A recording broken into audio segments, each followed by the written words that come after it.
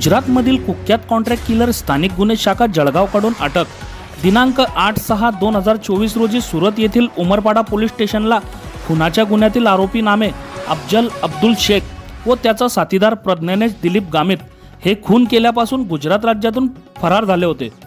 त्यांच्या मार्गावर त्यांना पकडण्याकरिता सुरत पोलीस हे अहोरात्र मेहनत करीत होते। डॉक्टर महेश्वर रेड्डी पोलीस अधीक्षक जळगाव यांनी बबन आव्हाड वरिष्ठ पोलीस निरीक्षक स्थानिक गुन्हे शाखा जळगाव यांना उमरपाडा पोलीस स्टेशनला खुनाच्या गुन्ह्याची सविस्तर माहिती देऊन सदर आरोपितांचा शोध घेण्याबाबत आदेश दिले।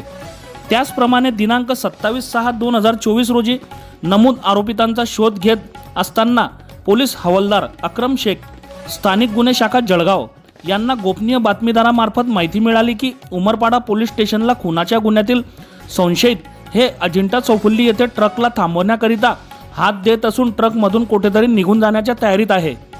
त्यावर श्री बबन आव्हाड वरिष्ठ पोलीस निरीक्षक स्थानिक गुन्हे शाखा जळगाव यांनी पोलीस उपनिरीक्षक गणेश वाघमारे, सहाय्यक फौजदार विजयसिंग पाटील, पोलीस हवालदार सुधाकर अंभोरे, अक्रम शेख, लक्ष्मण पाटील, सचिन महाजन सर्व नेमणूक स्थानिक गुन्हे शाखा जळगाव अशांचे पथक हे तत्काळ अजिंठा चौफुल्ली येथे पाठविले।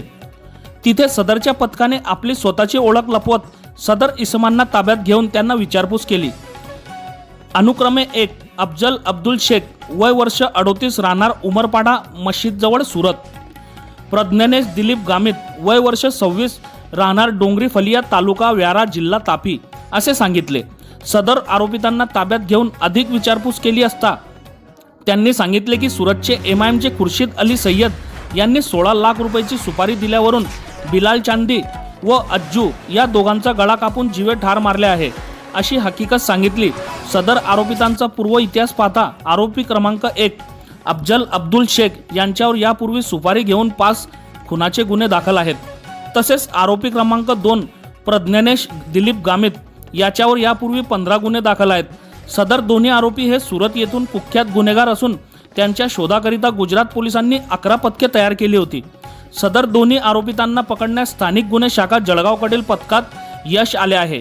सदर गुन्ह्याची कारवाई डॉक्टर महेश्वर रेड्डी पोलीस अधीक्षक जळगाव, अशोक नखाते अपर पोलीस अधीक्षक जळगाव, संदीप गावित उपविभागीय पोलीस अधिकारी जळगाव यांच्या